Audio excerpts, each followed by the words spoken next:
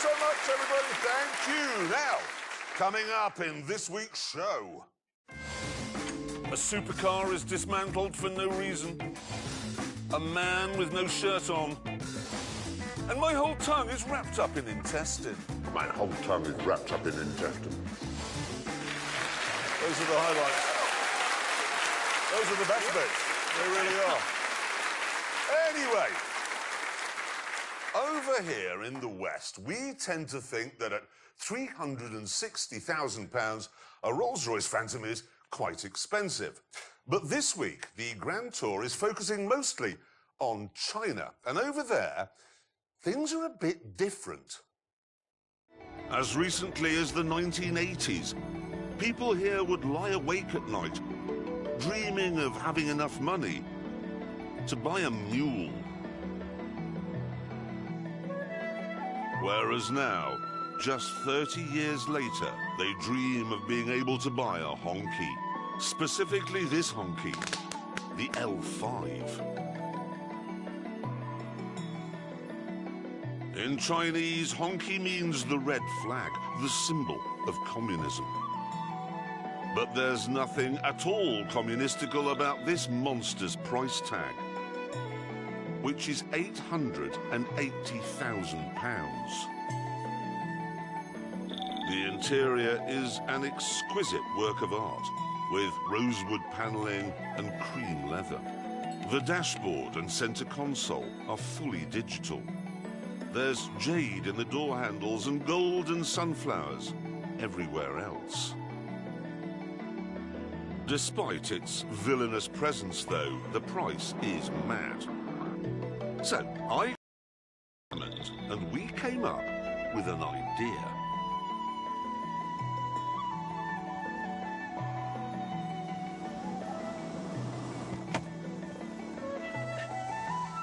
If you are a Chinese businessman or businesswoman and you want a car that reflects your status, you don't need to spend £880,000. You can simply pop over to Europe and buy a Mercedes S-Class like this one.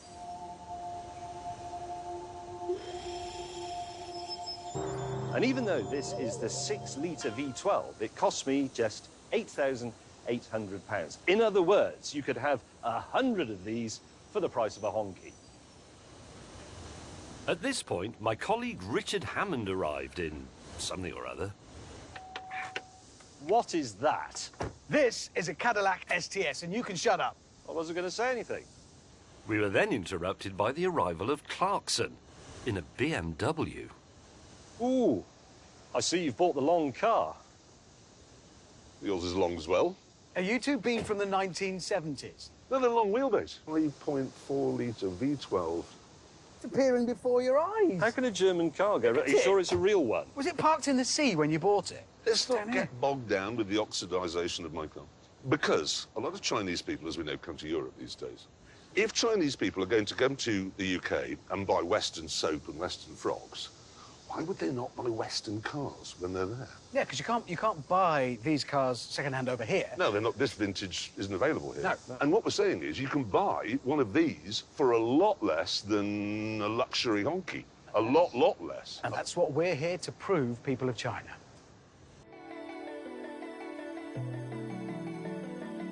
Eventually, we arrived at the location for our first test. It's one of 78 centres around Chongqing where teenagers can learn to drive away from the traffic. To us, however, it looked like a racetrack, which made it perfect for an ingenious handling test that I just thought of. Now, to do this, we're going to use drones like this one, which have been fitted with flamethrowers. They actually use these in China for clearing litter that's got stuck on overhead power cables. Right, so how are we going to use airborne flamethrowers like this to test the power and agility of our cars? Good question. Each of our cars has, as you can see, been fitted with 3 chains of firecrackers. One on the bonnet, one on the roof, one on the boot lid, OK? So you drive around a special course here while you're attacked by the airborne flamethrowers. And then you score a point when you've finished for every one of the targets that haven't gone off.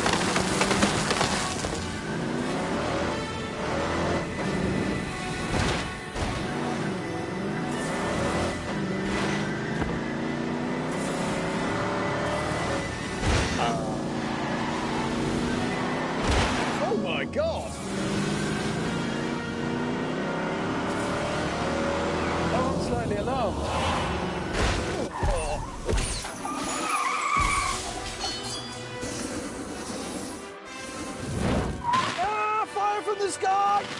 Ah! Ah!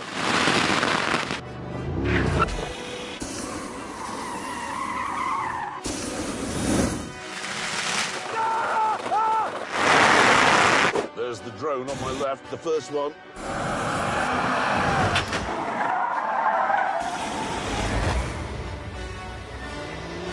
There we go.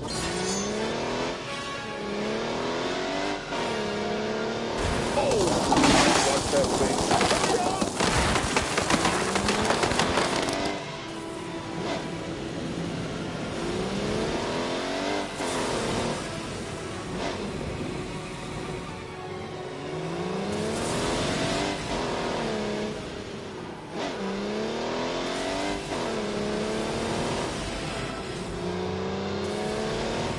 Speed is the answer. Whoops.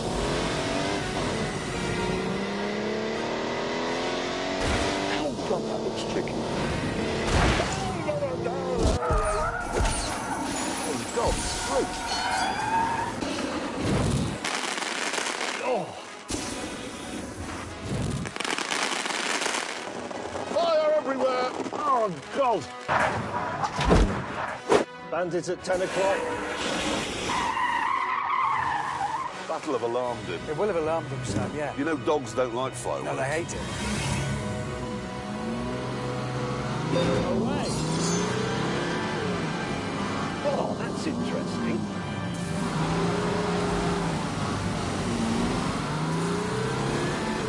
Dabber brakes.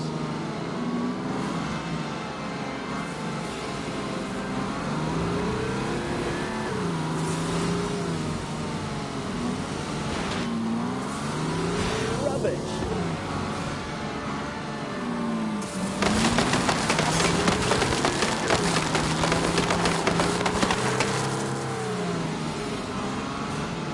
Danger.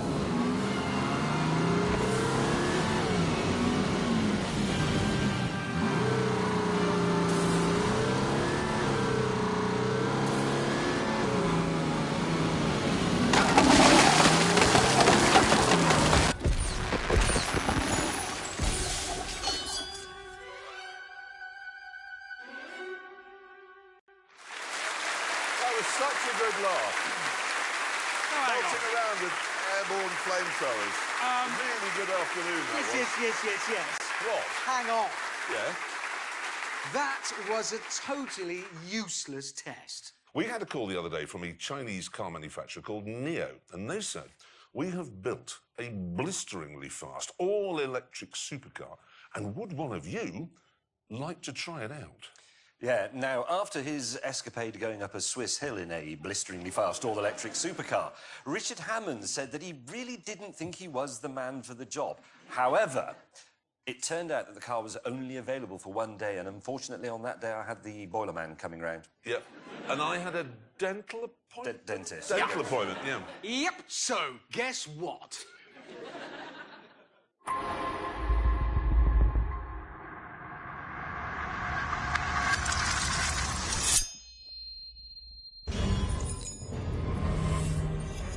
Here it is. It's called the EP9. And it's pretty clear that this is no Nissan Leaf. Because a Leaf doesn't have giant head restraints to stop G-forces from snapping your neck during hard cornering. And that's just the start. What I have here is a comparison between this NIO EP9 and the Rimac Concept 1, in which I had my little tumble down a Swiss mountainside. So, in the Rimac Concept 1, power 1,207 brake horsepower. In this NIO, 1,341 brake horsepower. Power to weight in the Rimac is 652 brake horsepower per tonne. In this NIO, 773 brake horsepower per tonne. Oh, good. So, no pressure then. Right, the high voltage system is active. So here goes. To launch it, it's got to be in drive. Left foot on brake, right foot mash the throttle, right hand hold that back for 1, 2, 3, 4, 5. Come off the brake.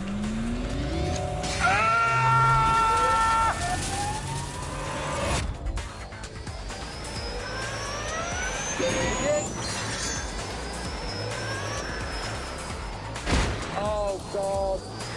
Watch this.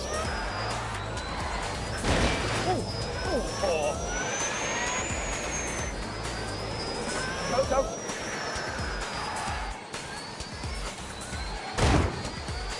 Oh, my God.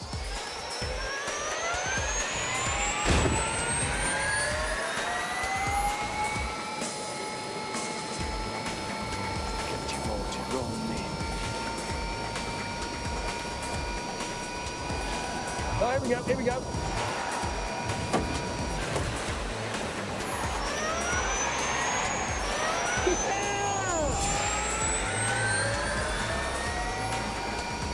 Oh, for God's sake.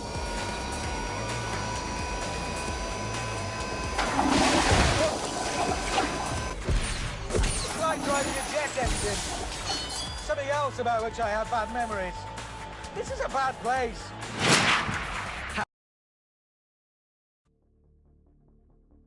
There is some good news for people like me. The brakes! Whoa! That's put everything back where it should be. My eyes have come forward, my lungs are on the front again. Oh!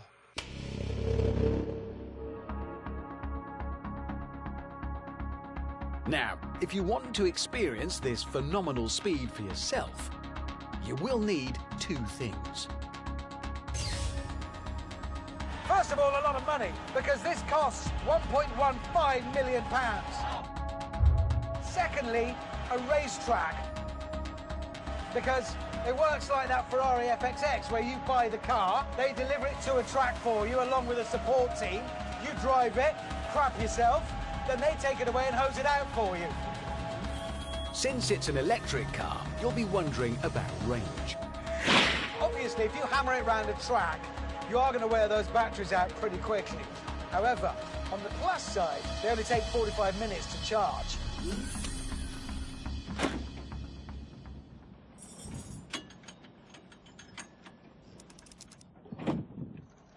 On the minus side, you have to take the batteries out to do it.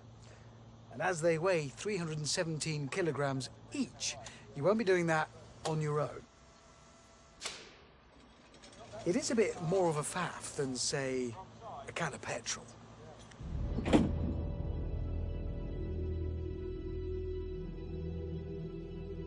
However, if you're an electric petrol head and you're tempted by the Neo, you might be interested to know that it's not short of pedigree.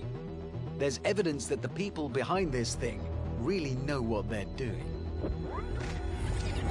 For starters, the outfit that makes the EP9 also runs a Formula E team, one which won the inaugural championship in 2015. And until recently, the EP9 itself held a lap record around the Nürburgring, with an astonishing time of 6 minutes, 45.9 seconds. Which means it isn't just about going fast in a straight line. It has active suspension, active aerodynamics, torque vectoring, and all of that means only one thing.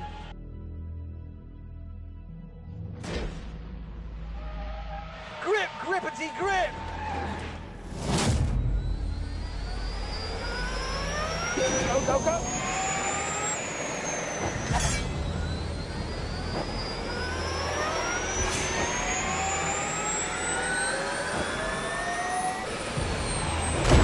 Oh my God! Underneath me! Oh God!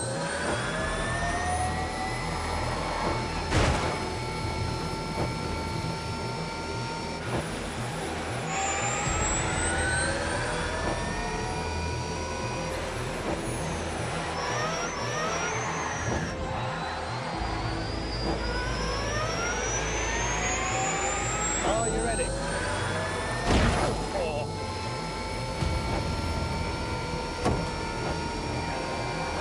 Oh, for God's sake. This is dangerous because of you. Jesus! It's like driving an octopus! There's no doubt that as a piece of engineering, the Neo is deeply impressive. And then slingshot!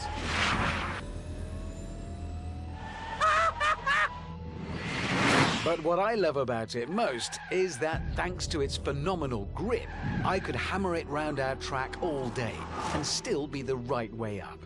And from me, there is no higher compliment.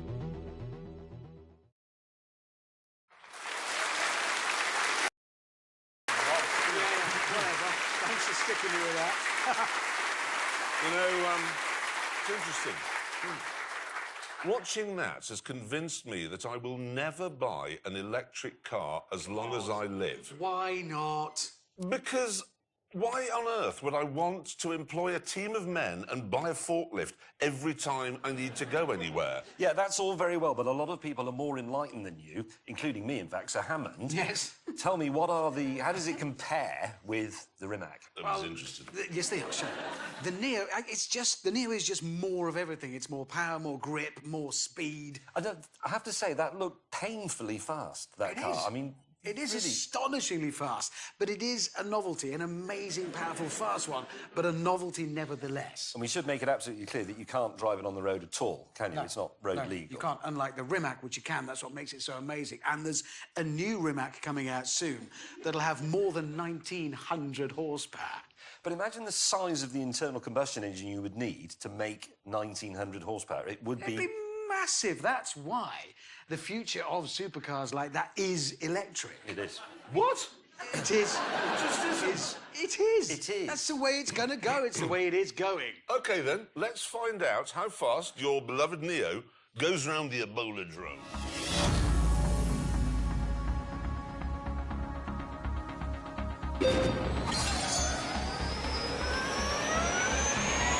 Move!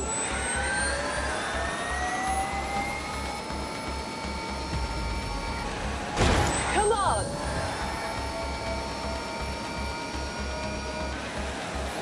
Come on!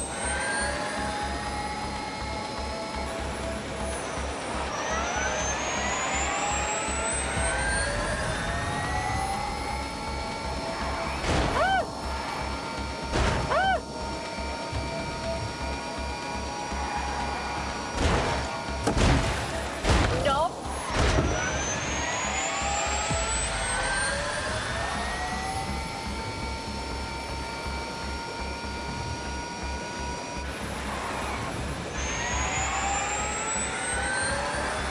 No good. You did well there. You did well. So exciting with those noises. I like the noises. Well, you can't like those. No, there's a whole new set of noises, you pillock. OK. It's the future. OK, let's see how fast your elegantly entitled Neo EP9 Yes. got round, shall we? Here we go. Top 10? Come on. There you go. Oh, yeah. Quicker than Oh, an yes. airplane. Oh, yes. Come on. Yeah. Come on. Yeah. That is faster than the Aston Martin Vulcan. You're absolutely right, Hammond. It is a very impressive car, and it is faster than a Vulcan. But it's slower than the petrol-powered McLaren Senna, which is road legal. So that is petrol 1, Yes. electricity 0. All right, don't do that face. Don't do that face. No. Smug face. Not the smug face. James, just move it on quick. Yes, in this show, we are explaining to the people of China that they don't need to waste huge sums of money on new luxury cars when they could buy something used from Europe for a lot less. We got back on the road in our fire-damaged cars, with James still moaning about his temperature issues. The air conditioning is now so broken that it's permanently hot even when I turn it to low and press every auto button. I decided there was only one thing I could do about this. Ignore him. Jesus. Look at that. They're actually building another motorway with viaducts and tunnels on the other side of the valley. Not one motorway. Why do you need another one over there? Still, all these motorways did mean we could prove that our cars work well as long-distance cruisers.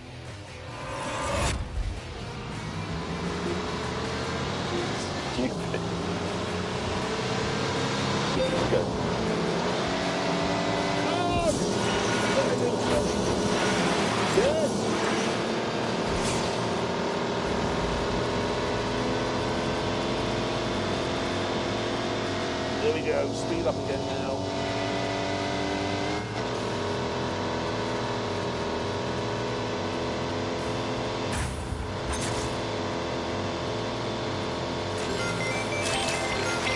Oh, dearie me.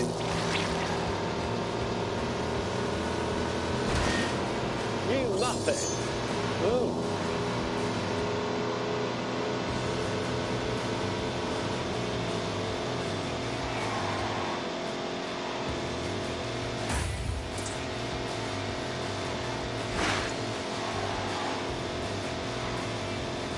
Look at that for a tiny line.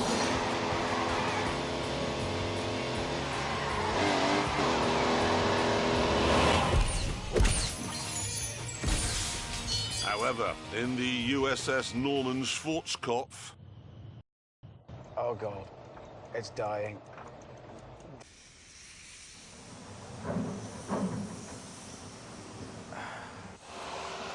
What's happened? Loads of warnings came on, and then it lost power. I made it to this off-ramp, and now it died. Oh, dear. Not sure my jump leads are going to get that going, are they? Oh, No. look. Oh, That's dear. really gone bang, hasn't it? There's oil coming out everywhere. Do you know the number for the emergency services? No, I don't. Do you know how to say my Cadillac's broken down? Do you know what junction you're at? No. Oh, dear. No, neither do I. Do you? Oh, I don't know. Come on, we've got a long way to go. Eventually, two of us arrived at the location we'd selected.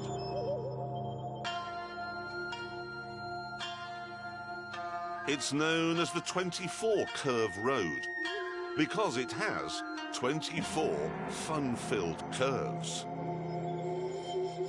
It was built in 1935 to ferry US military equipment to China.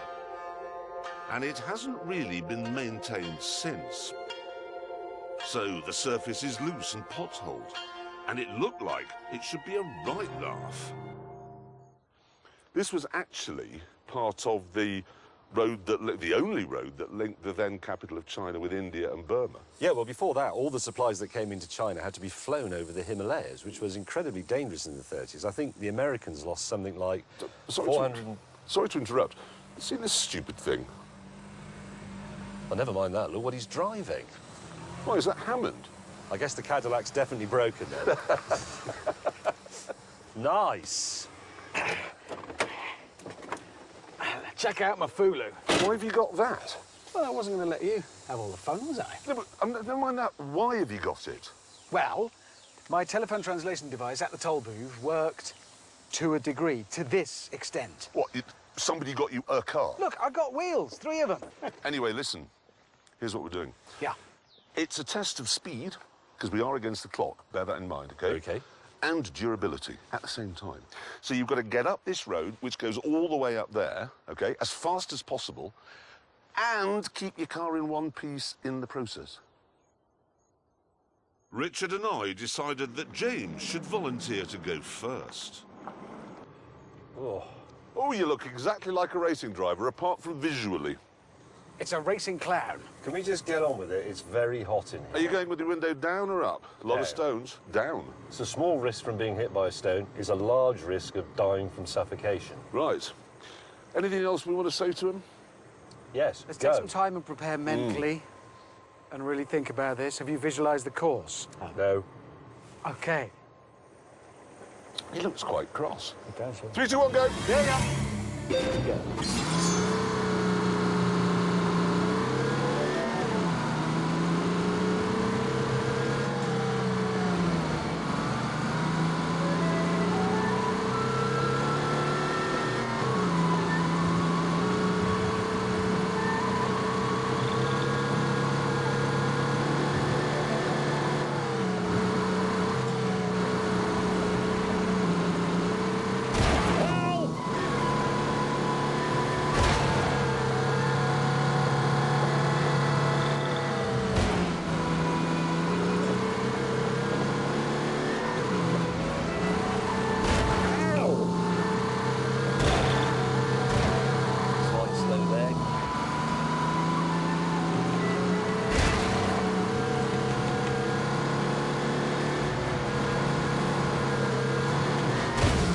This is just brilliant.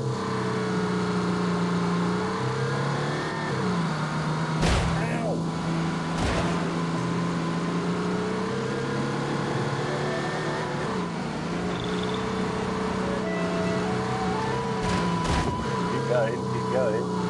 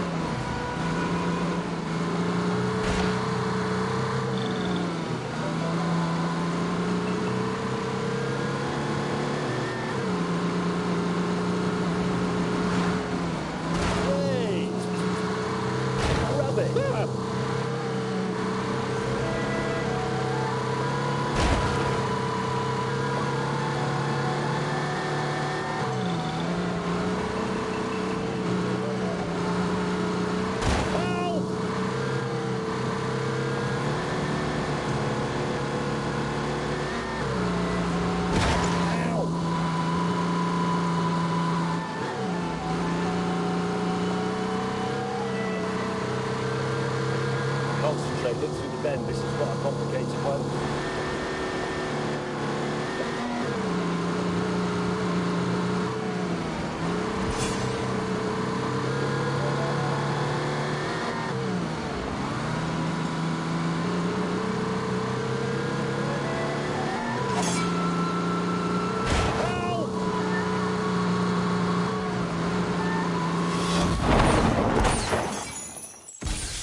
Next, it was my turn.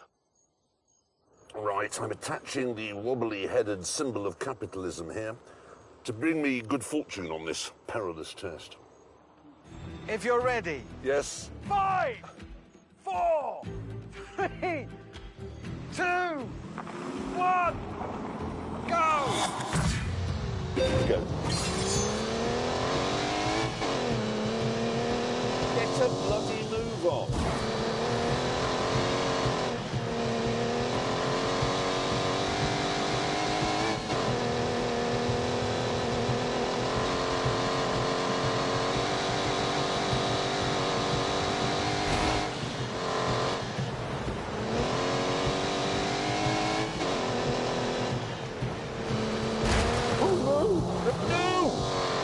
It is quite scary through here.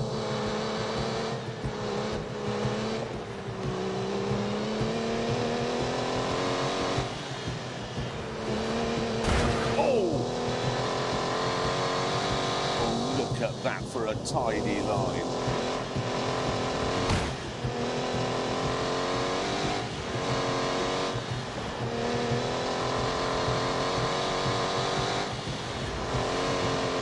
Oh, good.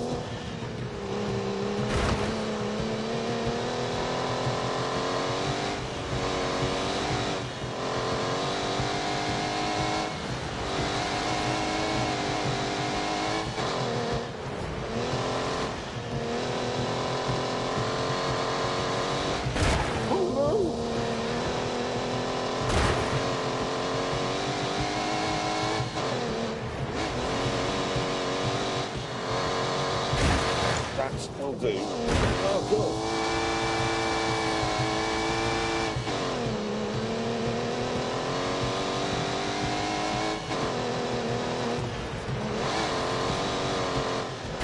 Whoops.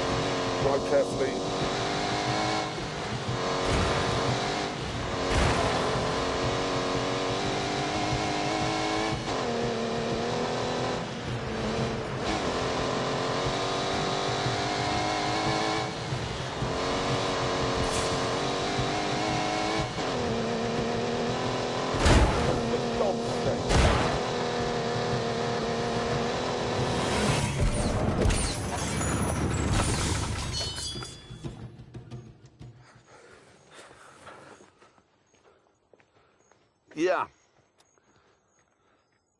You overdid it, didn't you? Yeah. So I've won that. Well, we don't know. We haven't got your time yet. You said your words, test of durability, and it's against the clock. Your car is broken. It's not broken. A tyre's come off. Broken. Down at the start line, I was waiting for the signal to go. Little cubby hole. Richard Hammond. Hello, yes. 3, 2, 1, go. Oh, come on, I'm not... Right, OK, here I go. Go!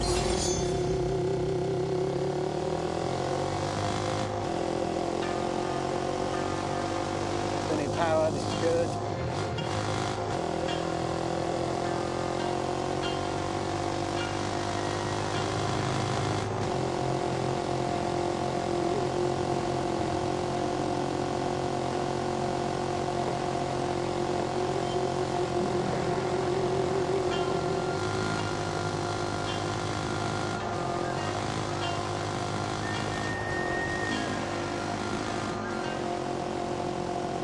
Oh, no. Right, we're all set.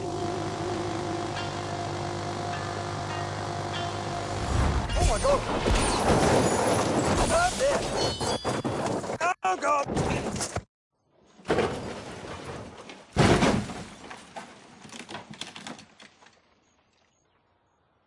Did anyone... that Did he just crash it? Was that a crash, or did he just disappear behind the... He has. Look, he's gone off there. So there we are. I'm afraid that Richard Hammond's luck has finally run out, and it's with deep regret and great sadness that James and I must now announce the untimely demise of... All right. Not again. How does he do it? I don't know. Well, on that terrible disappointment, back to the tent. I'm okay. I'm okay. Smug fine. face. Don't worry. Smug because I won that. No, you didn't. I did. I was the fastest, and it was supposed to be a test of fun, and you moaned the entire way up the hill. Hello? What? Hello? I did have quite a big crash at the end there. I just thought we could... There's nothing particularly remarkable about that, is there? I mean, why would we... The fact is, the reason you crashed, well, obviously your incompetence, but also because your Cadillac broke down and your Mercedes was too humid.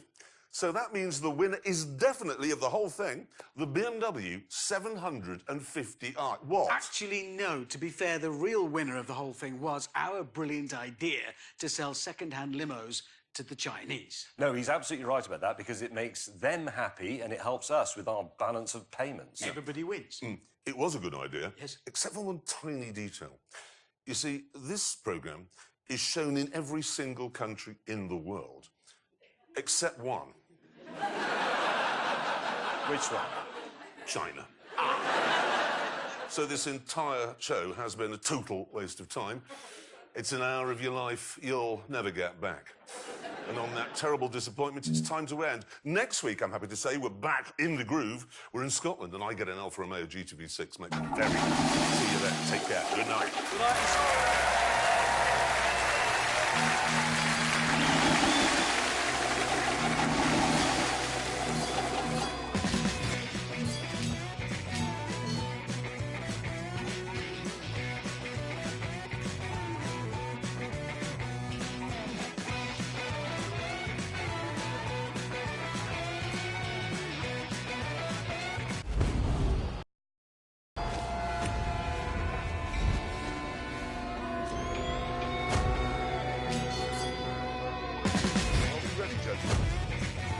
Honestly, I don't know.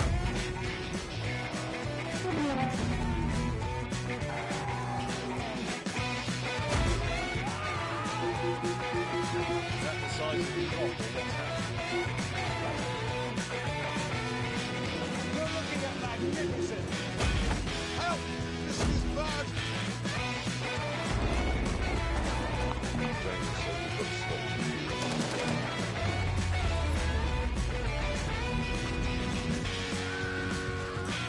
My head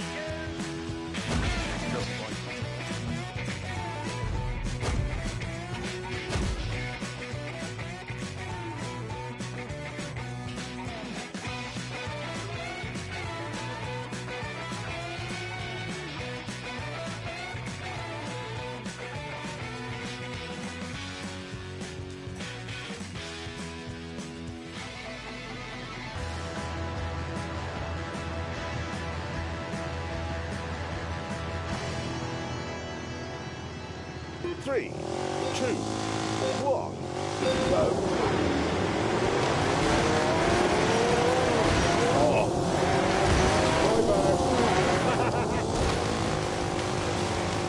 That'll do. Yep. Oh, lordy lord.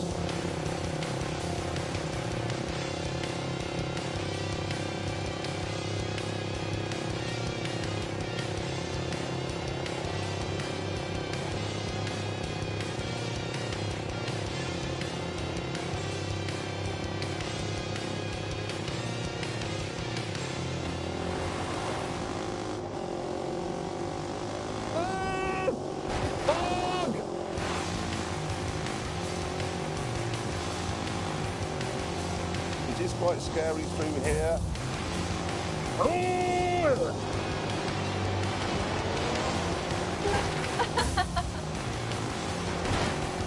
Hang on.